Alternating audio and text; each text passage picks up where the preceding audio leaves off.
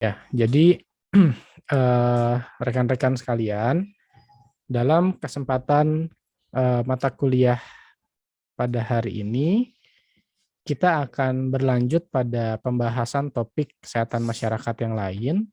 Dan satu hal yang menarik ingin saya sampaikan sebelum membahas topik yang lainnya adalah berkaitan dengan remaja.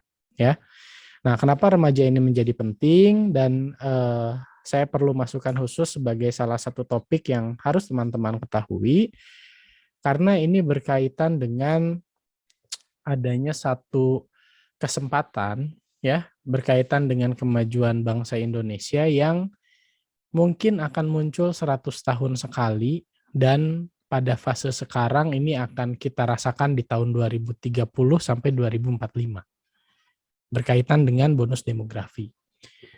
Nah, ketika kita berbicara bonus demografi, maka investasi besar pembangunan kesehatan itu salah satunya mesti dialokasikan atau mesti diperhatikan pada aspek remaja, ya. Dan dalam hal ini teman-teman pun mungkin masih masuk bagian diantaranya, gitu ya. Nah, maka topik berikutnya yang ingin dibahas ke teman-teman semua adalah berkaitan dengan kesehatan remaja dan upaya-upaya apa saja yang bisa kita lakukan, termasuk anak muda itu sendiri lakukan dalam melakukan peningkatan derajat kesehatan masyarakat di kalangan remaja. Oke, yang pertama saya ingin tunjukin ini dulu ke kalian. Ya, ini adalah demografi penduduk Indonesia. Kalau kita bagi berdasarkan generasinya, ya teman-teman mungkin sekarang generasi Z masuknya ya, usianya di range 8 sampai 23 tahun. Ya, generasi kalian itu jumlahnya ada di Indonesia pada saat ini tuh sekitar 74,93 juta. Ya, jumlah yang paling banyak pada saat ini. Diikuti pos generasi Z yang di bawah 7 tahun itu 29 juta. Ini yang paling banyak kedua, ini adalah generasi saya, generasi milenial. Ya, generasi yang berusia sekarang 24 sampai 39 tahun. Ya, ini jumlahnya 69,3 jutaan. Jadi urutan kedua terbanyak pada saat ini adalah generasi milenial. Ya. Nah, kemudian ada juga generasi X, ini mungkin orang tua kalian, usianya 40 sampai 55 tahun dengan jumlahnya 56,65 juta, dan yang seterusnya ada baby boomer dan juga ada pre-boomer yang di atas baby boomer ini di atas 75 tahun. Ya. Nah, kalau kita ngelihat piramida penduduk seperti ini, rekan-rekan sekalian, maka sekarang Indonesia didominasi oleh usia-usia produktif, generasi milenial terutama ya, dan diikuti oleh generasi Z. Kalau kita bicara remaja, definisi remaja menurut BKKBN, usianya 10 sampai 24 tahun, ini berada di angka kisaran kurang lebih 70 jutaan. Ya. Artinya apa? Sekitar 40% penduduk Indonesia ini tuh merupakan kelompok usia 10 sampai 25 tahunan. Ya. Jadi 40%-nya, seperempat penduduk Indonesia ini adalah anak-anak muda. Ya. Dan dikatakan, tadi saya sampaikan di awal, bahwa ini adalah piramida penduduk tahun 2020. Ketika nanti kita bicara di fase piramida penduduk 2030 sampai 2045, maka jumlah generasi milenial, generasi X, dan generasi Z ini, terutama untuk orang-orang yang berada pada fase usia produktif, ya, usia kerja, itu jumlahnya sangat tinggi dan angka ketergantungan di Indonesia itu menjadi sangat rendah. Ya. Dan ketika potensi itu mampu dimanfaatkan dengan baik, maka diprediksikan Indonesia akan meningkat pembangunan manusianya, meningkat pembangunan negaranya, dan bahkan bisa merangsuk pada negara-negara maju. Jadi dia akan naik rankingnya gitu ya, dan akan masuk berada pada jajaran juga negara-negara maju. Nah, beberapa negara yang mampu memanfaatkan bonus demografi itu seperti Jepang, seperti Singapura. Dan Indonesia punya kesempatan di tahun 2030 sampai 2045-an. ya. Nah, kalau kita bicara di tahun tersebut, orang-orang yang akan mengisi slot usia produktif pada tahun 2030 dan 2045 itu adalah anak-anak yang berada pada generasi Z ini. Artinya kalian ya, generasinya kalian. Ya. Dan kondisi bonus demografi ini tidak terjadi setiap tahun atau tiap 10 tahun, tapi biasanya terjadi pada range tahun itu diangkat per 100 tahunan sekali. Ya, jadi ketika bonus demografi itu tidak termanfaatkan dengan baik, maka ya saya dan kalian pun gitu nggak akan lagi merasakan kondisi seperti itu. Nah, bonus demografi ini akan sangat menguntungkan, bisa dioptimalkan ketika generasi Z-nya, anak-anak mudanya, dia mampu diberdayakan dengan baik, dia mampu memiliki kualitas hidup atau memiliki kualitas manusianya yang baik pula. Kualitas manusia yang baik salah satunya didorong dari kesehatan yang baik. Ya, nah maka dari itu investasi besar pada saat ini mestinya diberikan pada anak-anak muda kita. Agar apa? Agar mereka bisa tumbuh sehat, agar mereka bisa menempuh pendidikan dengan baik, dan agar mereka bisa bekerja secara maksimal dan produktif. Untuk apa? Mendorong pembangunan Indonesia pada fase bonus demografi yang akan datang. Ya, ini gambarannya. Jadi kenapa saya tertarik memasukkan topik ini pada mata kuliah kalian, karena isunya cukup seksi ya, dan sangat strategis ya di masa yang akan datang. Nah, tapi rekan-rekan sekalian, kalau kita bicara remaja ya, usia 10 sampai 24 kalau kata BKKBN, kalau kata WHO 10 sampai 19 remaja, atau kalau kata Kemenkes 10 sampai 18 ya, intinya range 10 sampai 24 lah ya, kita ambil yang paling panjang. Ini adalah masa-masa yang kritis dalam siklus perkembangan seseorang ya. Kenapa? Karena di masa-masa ini orangnya itu bukan lagi anak-anak, tapi di satu sisi mereka juga belum dewasa. Ya, ini kondisi kalian lah sekarang. Kalian tuh bukan anak-anak, tapi dibilang dewasa juga belum gitu. Oleh karena itu, gitu ya, seringkali muncul konflik gitu di diri remaja ini. Baik itu konflik yang sifatnya internal, artinya antara dia dengan dirinya sendiri ya, tentang masa depan ya, tentang kegalauan ya, tentang perasaan-perasaan yang dia hadapi dan bermasalah untuk dirinya sendiri gitu. Ini konflik internal. Selain konflik internal, bisa juga memicu terjadinya konflik eksternal. Ya, apakah hubungan dengan orang tua, teman, sekolah, bahkan sampai ke lingkungan seperti kriminalitas dan lain sebagainya. Ya, ini masa kritis. Ya, karena dia ada di masa transisi dan pencarian jati diri biasanya. Maka konflik-konflik internal dan eksternal ini tuh sering muncul. Sehingga bisa mendorong anak-anak muda pada saat ini tuh terjerumus pada perilaku beresiko remaja. Ya. Apa saja? Perilaku beresikonya macam-macam. Bisa beresiko terhadap kesehatan, ya, dari mulai merokok, narkoba, minum minuman keras dan lain sebagainya, ya. Atau perilaku beresiko terhadap masa depan. Dia putus sekolah, kehamilan yang tidak diinginkan, konsep diri yang tidak cukup dan lain sebagainya. Atau beresiko terhadap lingkungan sosialnya, seperti adanya pengangguran dan kriminalitas. Inilah tantangannya ketika kita bicara pada satu kelompok anak muda yang sekarang digadang-gadang sebagai tumpuan harapan bangsa yang akan datang. Ya, ini tantangannya. Bagaimana kondisinya situasi kesehatan remaja dan anak muda di Indonesia? Nah, kita bicara permasalahan kesehatan, masih banyak sekali pekerjaan rumah yang ini harus diselesaikan berkaitan dengan kesehatan masyarakat yang sasarannya adalah remaja. Kita lihat dari aspek gizi, ya. 22,4% usia 16 sampai 18 tahun ini tuh pendek, stunting, ya. Usia 15 sampai 24 tahun, 32%-nya mengalami anemia, ya, kekurangan sel darah merah. Dan kalau remaja yang anemi ini, remaja putri, mereka kemudian menikah, hamil, maka beresiko sekali untuk melahirkan anak yang juga stunting. Ya.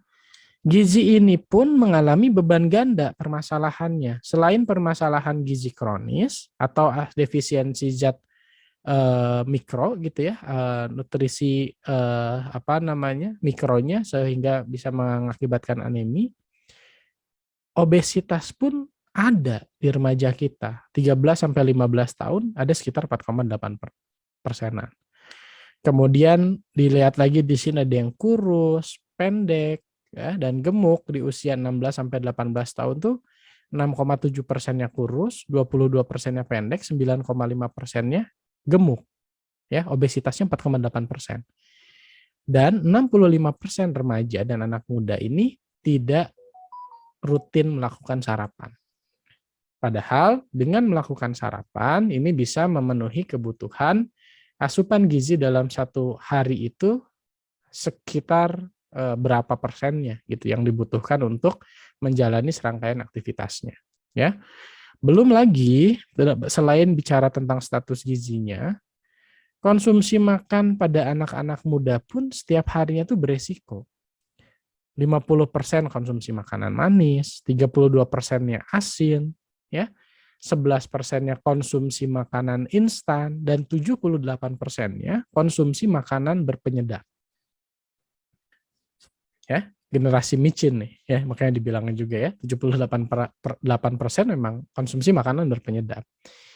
Ini juga beresiko. Dari konsumsi makanan beresiko seperti ini kan bisa menimbulkan faktor resiko terhadap penyakit-penyakit tidak menular yang bebannya sangat tinggi dihadapi oleh Indonesia. Ya. Selain itu, kebersihan diri dan aktivitas fisik pun bermasalah. 45% tidak cuci tangan dengan benar, ya. Bahkan ini hampir 100% nih, mungkin termasuk kalian juga. 80% tidak sikat gigi sesuai waktu yang dianjurkan. Ya, kalau kita bicara kebersihan diri. Dan bicara aktivitas fisik, 57%, artinya lebih dari setengah remaja anak muda di Indonesia kurang melakukan aktivitas fisik. Ini pun masalah. Ya, jadi ketika kita bicara tumpuan harapan pada anak muda, tantangan masalah kesehatan masyarakatnya pun ternyata pada anak muda pun cukup tinggi. Ya. Belum lagi bicara kesehatan mental emosional. Remaja usia 15 sampai 24 tahun, 6,2%-nya mengalami depresi. Ya. Dan 10%-nya ya mengalami gangguan mental dan emosional lainnya di luar depresi. Ya. Jadi kalau kita bicara dari 100 anak, ada 10 loh yang mengalami gangguan mental emosional seusia kalian gitu ya, anak-anak remaja. Ini pun jadi masalah. Belum lagi kalau kita bicara nafza dan keselamatan di jalan raya, ya. Bicara nafza diawali dari rokok, 22% pernah merokok, ya. 4%-nya pernah mengkonsumsi alkohol, ya. Dan 3,2%-nya kalangan pelajar dan mahasiswa ini menggunakan nafza. Ini terjadi di remaja kita. Dan kalau kita bicara cash pro-nya, ya, 5,3% remaja kita pernah melakukan hubungan seksual pranikah. Artinya dari 200 orang remaja, ya, 10 orangnya itu pernah melakukan hubungan seksual pranikah. Angkanya lumayan besar. Ya. Dan kalau kita bicara kehamilan usia dini, ya, di bawah 19 tahun, itu jumlahnya pun cukup tinggi, ada 22,7%. Ya. Dan yang berusia di atas 19 sampai 20 itu jumlahnya pun ada 23,26%. Ya, jadi cukup tinggi nih, ya, kehamilan pada remaja putri di bawah usia yang dianjurkan. Apa akibatnya? Ya, resiko kanker serviks jadi lebih besar, ya. Penyakit tidak menular juga akhirnya bisa muncul juga resikonya dari hal tersebut. Remaja yang memiliki bayi yang kemudian stunting karena salah pola asuh dan lain sebagainya, ya. Bahkan berkaitan dengan cash pro ini, kasus HIV ya terjadi pada 3,8% anak usia 5-19 tahun. Dan yang sampai menjadi AIDS itu ada di angka 4,1%. Ya. Kita lihat data lain. Ya, tantangannya apa? Tadi perkawinan usia anak sudah dibahas ya. Pemuda merokok juga tadi sudah dibahas dan trennya cenderung tidak berubah sejak 2015. Jadi tetap tinggi. 2015, 16, 17, 18, 19 angkanya di 18%. Ya. HIV tadi juga sudah, yang non infeksi misalkan darah tinggi ya, penyakit tidak menular. Remaja dan pemuda kita ya mengalami darah tinggi itu sebanyak 16%. Jadi darah tinggi sekarang sudah diidap oleh remaja atau anak-anak muda di sekitar kita. Angkanya sampai 16%. Dan yang obesitas berdasarkan data Riskesdas itu bisa mencapai 18%. Ya. Terus ketika kita bicara tentang sosial ekonominya, pengangguran, 3 dari 4 pengangguran itu merupakan pemuda. Ya. Dan yang ini yang mirisnya juga, pengangguran terdidik, artinya yang lulusan SMA, SMK perguruan tinggi, dia lebih tinggi jumlahnya dibandingkan yang berpendidikan rendah. Ya. Artinya apa? Ketika tadi kita bicara potensi anak muda dalam membangun bangsa sebegitu besarnya pada periode saat ini, tantangan dan masalah kesehatan masyarakatnya pun cukup besar juga dihadapi oleh anak-anak muda kita. Ya. Maka ketika bicara anak muda, ini pun sebenarnya bicara tentang ya kalian juga kan yang mungkin saya rasa masih masuk di range usia under 24 tahun. Ya. Nah, untuk mengatasi hal tersebut sebenarnya pemerintah sudah memiliki kebijakan di bidang kesehatan terkait pelayanan kesehatan remaja. Ya. Ada 3 setidaknya yang ini sudah dilakukan atau pemerintah sudah memiliki kebijakan untuk memberikan pelayanan kesehatan pada remaja. Dari mulai usaha kesehatan sekolah, ya ini untuk menyasar remaja-remaja yang mereka berada di bangku sekolah dari mulai SD, SMP, dan SMA. Ada pelayanan kesehatan peduli remaja atau PKPR yang ini diselenggarakan oleh puskesmas, ya. Dan ada yang terakhir adalah posyandu remaja, yang mana kegiatan ini dia dilakukan berbasis kewilayahan seperti posyandu ibu dan anak. Tujuannya apa? Tujuannya untuk bisa melakukan pelayanan pada kelompok remaja atau anak muda yang dia tidak bersekolah. Karena di Indonesia masih banyak anak usia remaja, anak muda yang dia tidak mengenyam bangku pendidikan. Maka kalau kita hanya berfokus pada UKS gitu ya, tanpa ada posyandu remaja, maka aspek pelayanan pada remaja yang di luar bangku sekolah ini sulit teroptimalkan. Walaupun ada pelayanan kesehatan peduli remaja yang bisa diselenggarakan oleh puskesmas, tapi kan kita tahu sendiri bahwa puskesmas ini memiliki pekerjaan yang amat sangat banyak. Sehingga ketika kita hanya berpedoman atau hanya mengandalkan puskesmas dalam memberikan pelayanan kesehatan terhadap remaja ini, bisa jadi aksesnya pun tidak begitu baik. Nah, oleh karena itu perlu dibarengi juga dengan usaha yang berbasis sekolah dan usaha kesehatan bersumber daya masyarakat yang ada di lingkungan kewilayahan. Ini beberapa kebijakan bidang kesehatan terkait pelayanan kesehatan remaja. Ya. Nah, kalau kita bicara UKS ini sebenarnya mengoptimalkan sekolah sebagai tempat berlangsungnya proses belajar mengajar ini menjadi health promoting school. Jadi selain dia menjalani aktivitas proses belajar mengajar seperti biasa, sekolah pun menjadi salah satu unit yang cukup strategis dalam meningkatkan derajat kesehatan warga sekolahnya. Ya intinya ke sana kalau kita bicara UKS. Nah, pelayanannya apa yang dilakukan di UKS? Itu semestinya ada 3. Ada pendidikan kesehatan, ada pelayanan kesehatan, dan ada pembinaan lingkungan sehat. Inilah yang dikatakan trias UKS. Ya.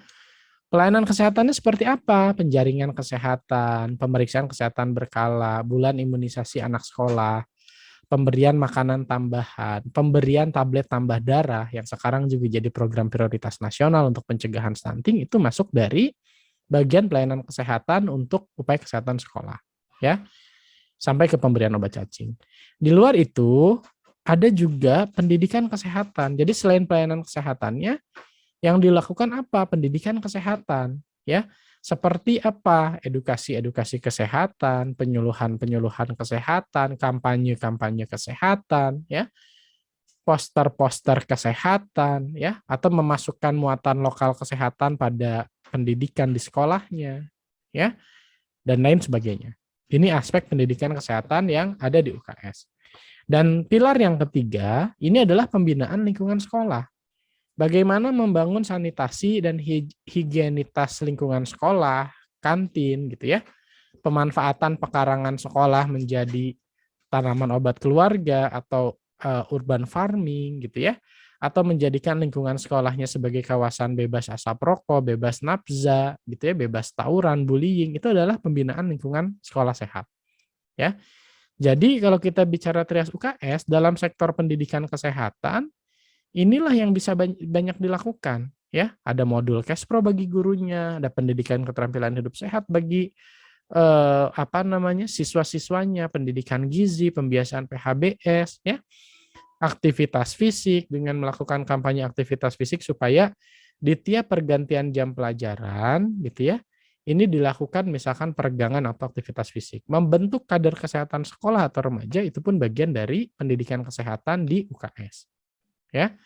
Sementara kalau kita bicara pelayanan kesehatan tadi yang saya sampaikan, ada penjaringan kesehatan berkala, ya. Dari mulai status gizi, resiko anemia, kesehatan gigi dan mulut, pendengaran, penglihatan, gangguan mental emosional, sampai ke kebugaran jasmani. Ini pelayanan kesehatan yang sifatnya pemeriksaan. Di luar itu, ada juga pemberian tablet tambah darah, pemberian obat cacing, imunisasi, ini pun bagian dari pelayanan kesehatan di UKS.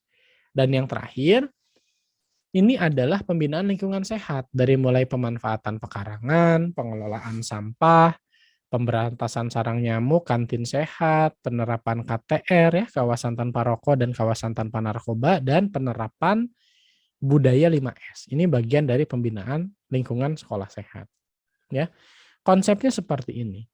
Tapi pada pelaksanaannya tidak banyak sekolah yang mampu melakukan program ini dengan baik, ya. Artinya, masih banyak sekolah-sekolah yang dia belum optimal melakukan trias UKS-nya. Jadi, kerangka kebijakannya sudah ada gitu ya, tapi implementasinya ya tidak mudah dilakukan di sekolah. Apalagi kalau kita bicara sekolah, banyak sekali aspek yang dititipkan di sekolah, tidak hanya tentang kesehatan kan gitu. Tentang anti korupsi sekarang masuk ke sekolah. Tentang kewirausahaan mungkin ya masuk juga ke sekolah. Jadi beban yang dihadapi oleh guru dan pengelola sekolah pun dengan berbagai titipan, berbagai kepentingan, isu-isu strategis yang juga dititipkan di sekolah membuat pelaksanaan upaya kesehatan sekolah ini pun tidak berjalan maksimal, ya. Gambarannya seperti itu yang sekarang ini terjadi, ya.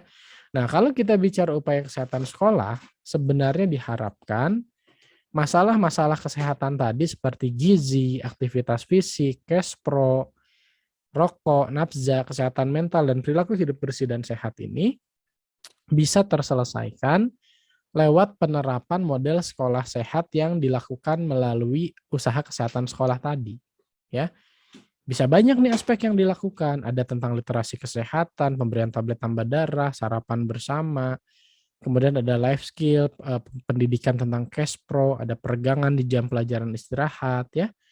Ada aktivitas fisik, ada konseling berhenti merokok, ada ekskul seperti olahraga, ya. Konselor sebaya, artinya ada kader kesehatan sekolah ini menjadi salah satu ekskul, ya. Tiap Jumat paginya ada pengawasan kantin sehat dan pengelolaan kebun sekolah, ada penjaringan kesehatan tiap 1 tahun atau 2 tahun sekali, dan lain sebagainya, ya. Upaya-upaya atau rancangan-rancangan kegiatan yang dilakukan pada model sekolah sehat ini, inilah yang diharapkan untuk menyelesaikan permasalahan-permasalahan remaja yang tadi banyak ditemukan. Sehingga harapannya dengan kegiatan ini didapatkan indikator-indikator yang bisa dilihat seperti kurang lebihnya demikian. Ada sarana prasarana yang memadai dari segi aspek kesehatan lingkungan seperti air bersih, jamban, sarana cuci tangan, kantin sehat, pengelolaan sampah gitu ya.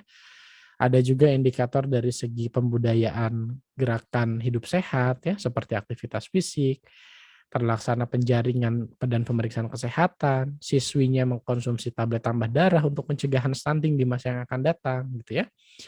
Kemudian kurikulum tentang kesehatan, terutama kesehatan reproduksi bagi remaja bisa masuk ke dalam salah satu muatan lokal, ya. Dari segi lingkungannya ini menjadi lingkungan yang tanpa rokok, tanpa nafza, ya, tidak ada tawuran dan lain sebagainya. Sehingga nanti bisa dilihat bisa meningkat nih jumlah murid dengan indeks massa tubuh atau status gizi yang normal, ya. Termasuk kalau kita bicara sekolah sehat, tidak hanya muridnya yang dilihat tapi juga gurunya.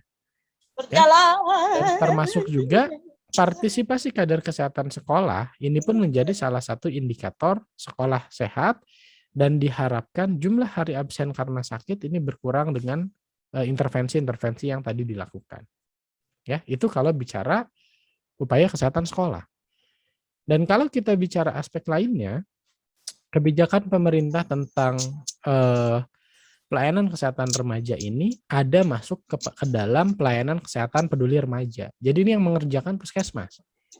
Baik itu di dalam gedung ataupun di luar gedung gitu ya. Jadi yang melakukan kegiatannya adalah petugas-petugas puskesmas. Kalau tadi usaha kesehatan sekolah, dia memang dikerjakan oleh puskesmas sebagai supervisornya atau pembimbingnya, tapi dia memerlukan atau mendorong peran aktif sekolahnya gitu ya. Jadi ada sistem pemberdayaan sekolahnya. Nah, kalau PKPR ini yang menjadi tugasnya puskesmas. Jenis kegiatannya dari mulai pemberian informasi dan edukasi, pelayanan klinis medis gitu ya, konseling, pendidikan keterampilan hidup sehat, dan pelatihan konselor sebaya. Berkaitan dengan topik-topiknya apa? Tumbuh kembang, KESPRO, infeksi menular seksual, HIV dan AIDS gitu ya. Penyalahgunaan nafza, pengenalan konsep gender, pendidikan keterampilan hidup sehat, dan kesehatan mental. Ini yang dilakukan di PKPR oleh puskesmas. Ya, tidak hanya itu, ada upaya lain juga yang didorong bagi masyarakat yang berbasis kewilayahan lewat upaya kesehatan bersumber daya masyarakat, yakni dengan posyandu remaja. Ya, dia merupakan kegiatan yang mencakup upaya promotif preventif terkait keterampilan hidup sehat, KESPRO, kesehatan jiwa, penyalahgunaan nafza dan gizi, aktivitas fisik, pencegahan tidak menular, penyakit tidak menular, pencegahan kekerasan pada remaja, sampai isu-isu lainnya seperti kecelakaan lalu lintas, penyakit menular, dan sebagainya. Ya.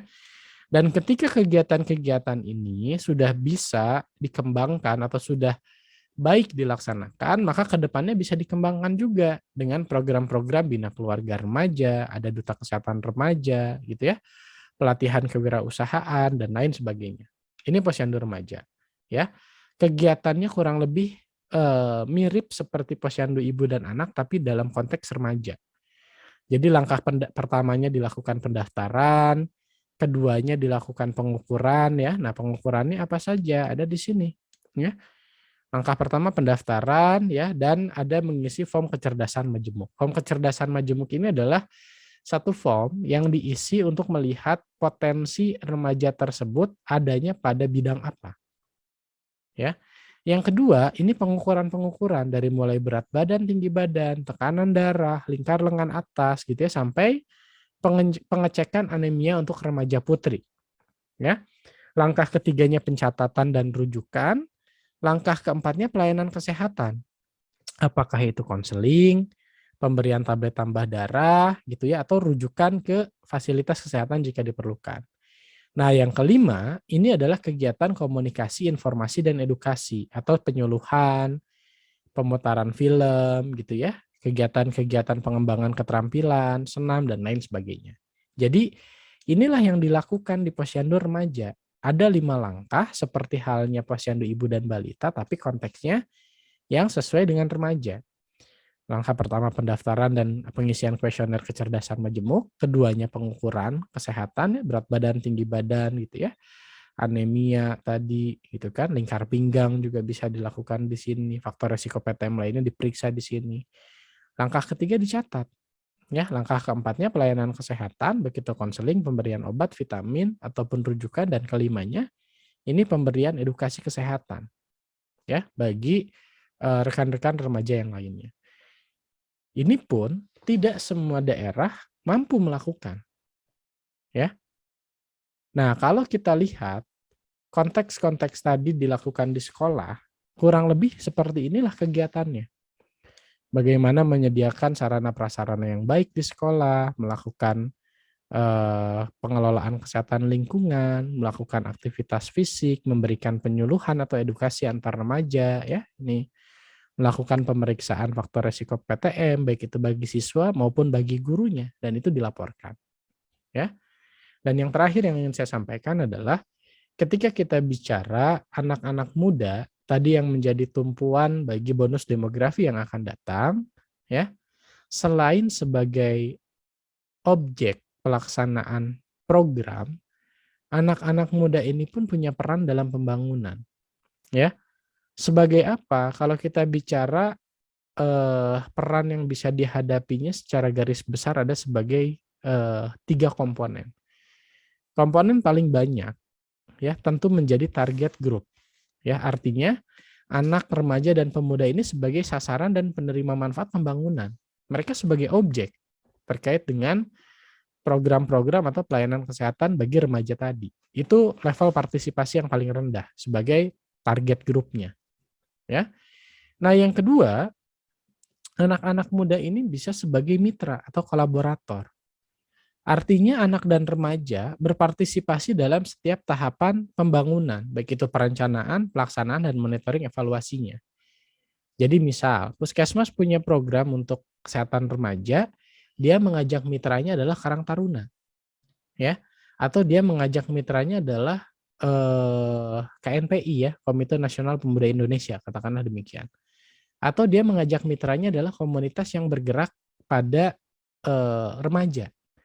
Nah, kalau dia sebagai mitra, maka perannya dia memang sebagai partner gitu. Artinya kegiatannya diinisiasinya oleh siapa? Bisa jadi oleh Puskesmas, bisa jadi oleh pemerintah, bisa jadi oleh stakeholder yang lain, dan dia mengajak anak muda sebagai mitra pembangunannya.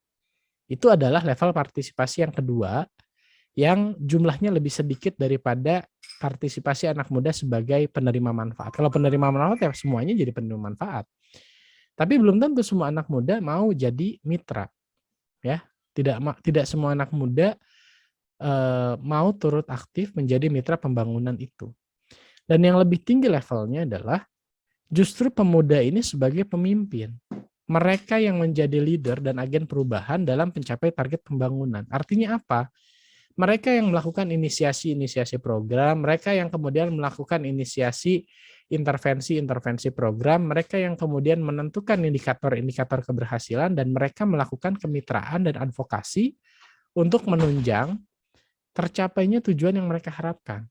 Inilah level partisipasi anak dan remaja dalam pembangunan kesehatan yang paling tinggi, yang tentu saja jumlahnya pun paling sedikit. Ya. Nah, kenapa saya sampaikan topik ini pada teman-teman semua? Karena adik-adik di sini dalam konteksnya kalian sebagai remaja, sebagai anak muda gitu ya, ada peran partisipasi yang bisa kalian lakukan, tidak hanya menjadi penerima manfaat saja. Ya. Tapi kalian bisa menjadi mitra atau bahkan kalian bisa menjadi seorang inisiator dalam berbagai aspek pembangunan kesehatan, ya, peningkatan derajat kesehatan masyarakat atau penyelesaian masalah-masalah lain yang ditemukan di lingkungan kita. Ini bisa kalian lakukan, ya. Nah, partisipasinya apa sih yang bisa dilakukan oleh remaja dan anak muda ya? Bisa terlibat aktif dalam forum diskusi, ya, ikut kegiatan sosial dan kesukarelawanan, gitu kan. Kemudian menjadi pelopor dalam melakukan inovasi di bidang sosial, kesehatan, ya, atau terlibat dalam pemantauan, pengawasan yang dilakukan oleh pemerintah, ya, atau juga meningkatkan jejaring komunikasi yang baik di level kota kabupaten, provinsi, atau di tatanan desa. Ya, banyak hal yang bisa anak-anak muda ini lakukan untuk bisa membantu menyelesaikan berbagai permasalahan yang cukup banyak tadi yang dihadapi oleh anak-anak muda. Ya, kalian bisa bermain peran di sini. Tidak hanya sebagai objek, tapi bahkan bisa sebagai subjek pelaksana program.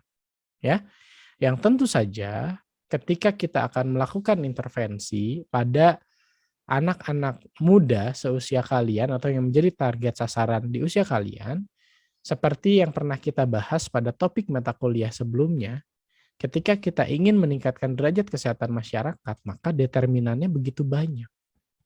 Ya, determinan atau hal-hal yang mengakibatkan permasalahan kesehatan itu begitu banyak. Ya, oleh karena itu, teman-teman harus bisa ya melakukan intervensi pada determinan kesehatan mana yang ingin kalian ubah. Misal, kalau kita pakai teorinya Institute for the Future ya gitu, bahwa perilakulah yang menjadi mayoritas atau yang memberikan kontribusi paling besar terhadap peningkatan derajat kesehatan masyarakat. Maka kalian intervensilah dalam aspek perubahan perilaku. Tapi ketika kita bicara aspek perubahan perilaku, ini pun nggak semudah eee, begitu saja melakukan program untuk mengubah perilaku masyarakat khususnya anak muda. Karena ketika kita bicara permasalahan perubahan perilaku, nanti kita harus memperhatikan faktor predisposisinya. Bagaimana kita mengintervensi faktor ini berkaitan dengan pengetahuan, sikap, kepercayaan, dan nilai-nilai yang dipegang oleh anak muda tadi. Belum lagi nanti ada faktor pemungkin yang mengakibatkan perubahan perilaku ini tuh juga dipengaruhi oleh faktor pemungkinnya. Seperti apa? Ketersediaan sumber daya, aksesibilitasnya. Ya, contoh mereka suruh olahraga, ternyata ketersediaan sumber dayanya pun nggak ada gitu. Supaya mereka mampu berolahraga. Ini kan jadi faktor pemungkin yang kemudian bisa mengubah atau tidak mengubah perilaku seseorang tersebut. Ya, atau faktor penguat seperti keluarga, rekan-rekan, guru, majikan atau pimpinannya dan lain sebagainya. Maka ketika kita akan melakukan intervensi dalam melakukan perubahan perilaku pada anak-anak muda, aspek-aspek ini pun harus diperhatikan.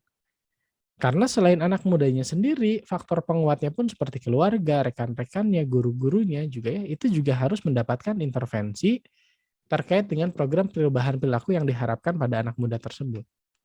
Ya, dengan cara apa? Strateginya ini pernah kita bahas di kuliah tentang promosi kesehatan ya atau ilmu perilaku. Jadi dalam melakukan intervensi terhadap masyarakat agar efektif dan terjadi perubahan perilaku, maka harus dilakukan aktivitas pemberdayaan masyarakat yang diperkuat dengan advokasi, bina suasana, dan kemitraan. Sehingga target-target ini ya bisa tercapai dalam rencana intervensi yang kalian lakukan. Ya, itu saja mungkin yang bisa saya sampaikan pada kesempatan kali ini.